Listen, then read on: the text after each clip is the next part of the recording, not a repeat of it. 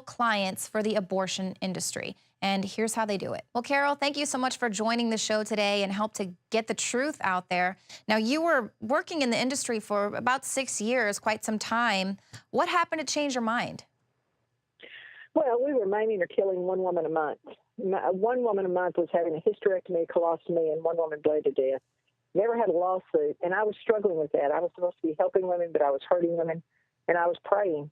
And out of the clear blue sky, although it was not the clear blue sky, I met a man who told me that Jesus Christ died for my sins, and I could have peace and eternal life if I accepted him as my Savior, and I accepted him, and my life changed instantly. And I left the abortion industry.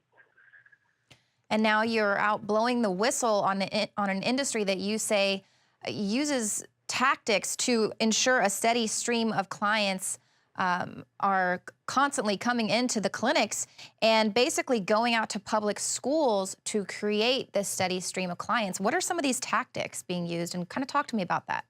Well, I want you to think of this as a business. People don't think of it as a business, but they have to expand their market. And who is their market? It's the woman who's having an abortion.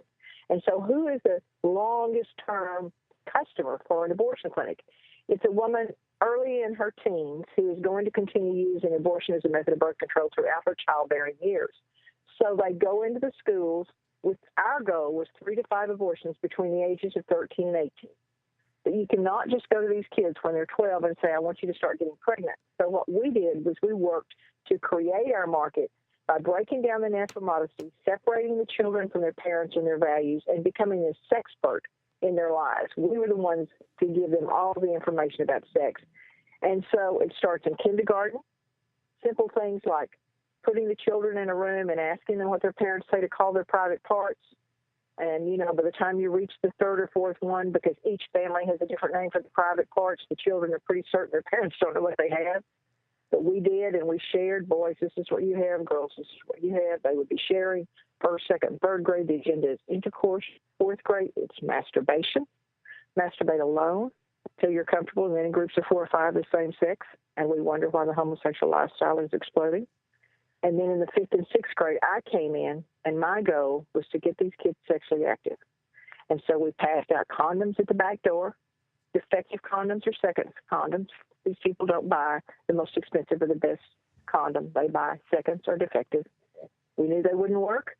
And then we got the girls into the clinic. We gave them a low-dose birth control pill that we absolutely knew she would get pregnant on. And you're going to say, how did you know that?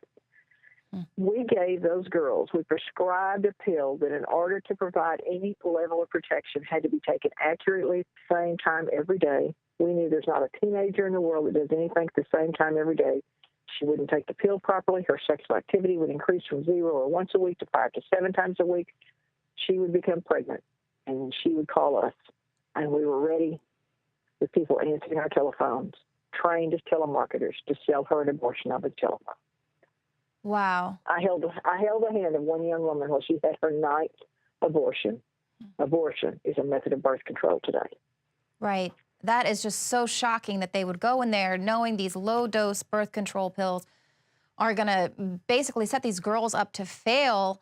I can't believe that. So who's setting these goals? Who is saying 3 to 5, and then we want you to go in and here, take this pamphlet to separate these children from the authority of their parents, and we're going to be the authority now. Who is overseeing that? I mean, was that you as the clinic director? I mean, where were those orders coming down from?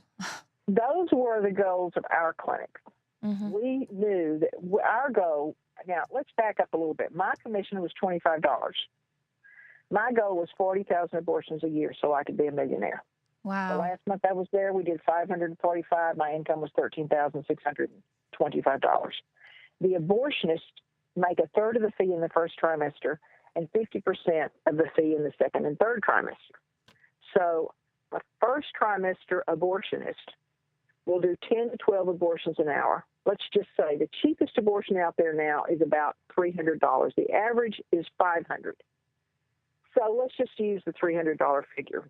A third of the fee, 10 to 12 an hour, moving girls from one room to the other so he can run across using 2 rooms of 2 assistants. He can go in one room, do that abortion, run across the hall, no surgical scrub, No operative notes, just change gloves, do abortion number 2. We can run back across the hall, do 10 to 12, $100, $1,000, $1,200 an hour with a benefit that you and I do not share.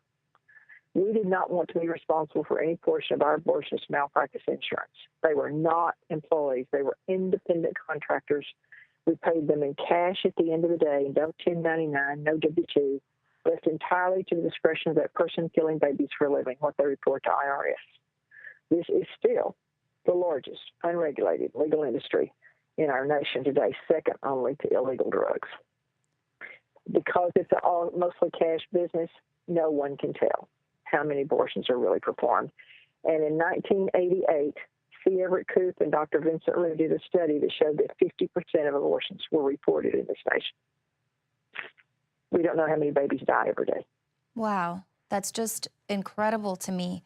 Now, you all are going to public schools, and we're seeing a lot of reports coming out. We'll just talk about New York specifically. Basically, in 2012, more abortions were performed on Black women than Black children were born. In New York, minorities, Black and Hispanic people made up about 78% of all the abortions. And now today, without a hint of irony, Planned Parenthood is joining the Ferguson protesters with their hashtag Black Lives Matter protests. So Planned Parenthood, who's out here, is seemingly targeting Black and Hispanic minority groups. And so I've got you here. Were they specifically targeting minority groups here in the public schools to get them to become these repeat clients?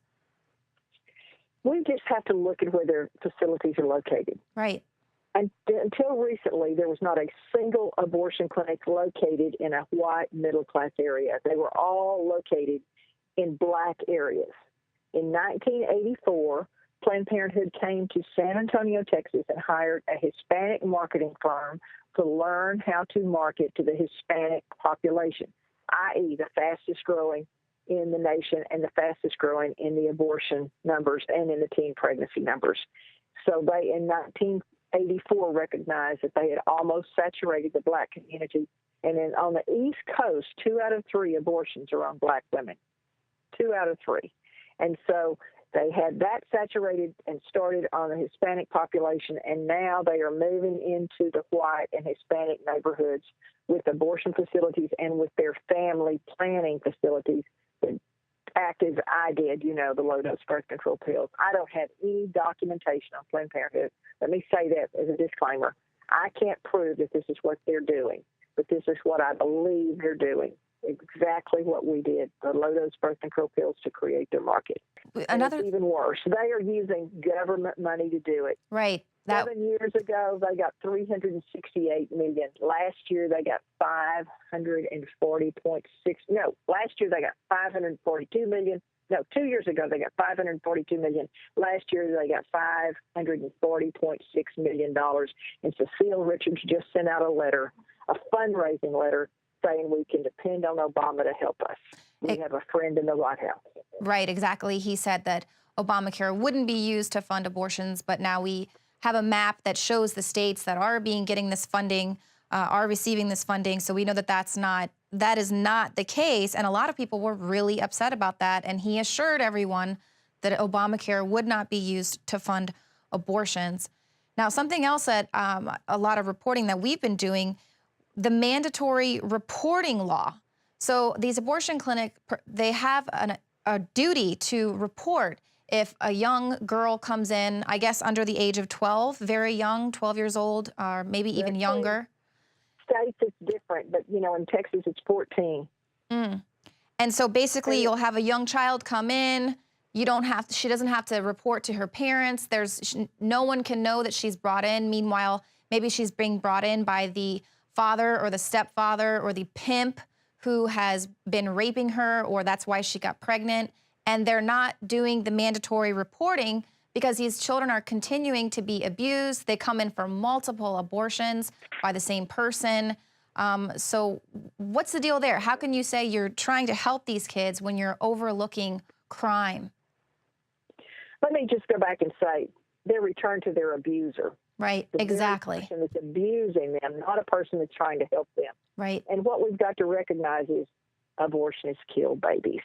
Do we really expect them to follow the laws that we put in place? No, we can't. If they kill babies, they will compromise, they will lie, they will do anything. Trust me, if we had one woman die and 19 named at the point of major surgery and not one lawsuit, who lied there? We did.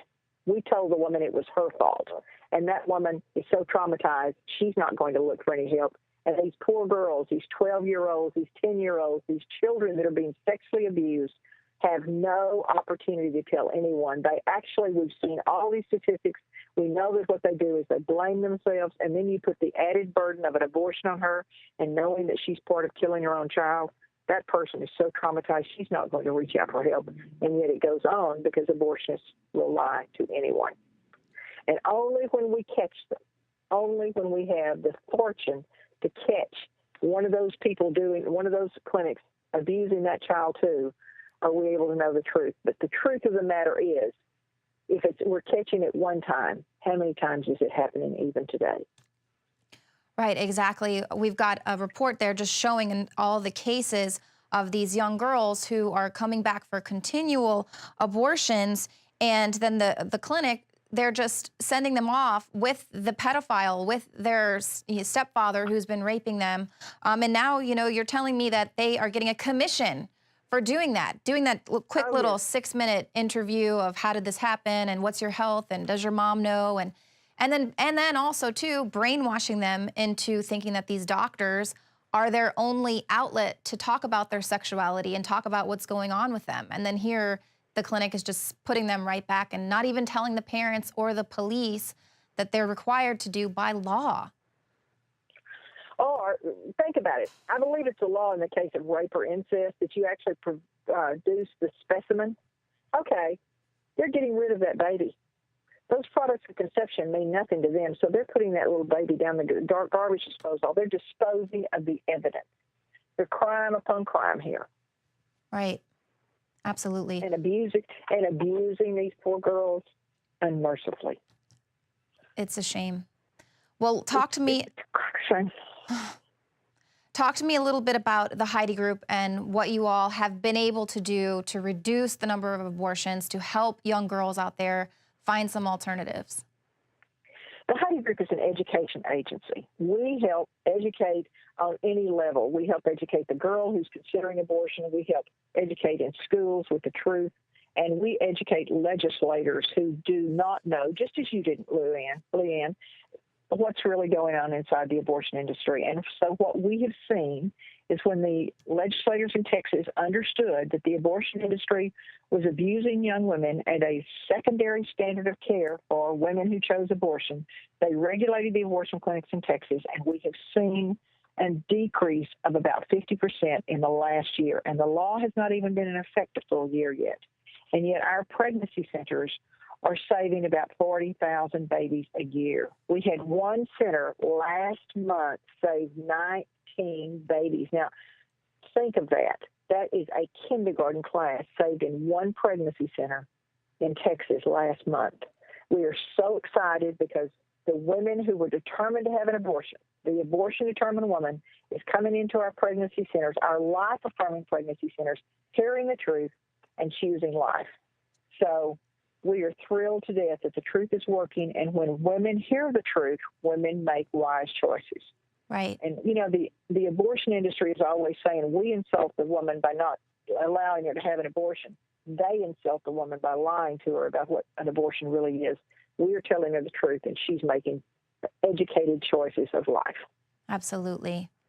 Absolutely. Well, thank you so much for joining us today. We're definitely going to get you back in studio for a much longer report. You've really blown the whistle on this industry that is taking advantage of these young girls, turning them into a constant stream of revenue, and then filling them with a lifetime of guilt, possibly making it to where they can't even have children in the future if they survive the procedure at all. So it is horrendous, but we thank you for what you're doing, and we'll have you back real soon. Thank you for the opportunity to speak with you today. Have a wonderful Christmas season. You too. Well, that's it for the show tonight. If you are watching us on YouTube, hit the subscribe button, become a subscriber to the Alex Jones YouTube channel, and then head over to INFOWARS.com. You're going to see up on the top right corner that we are running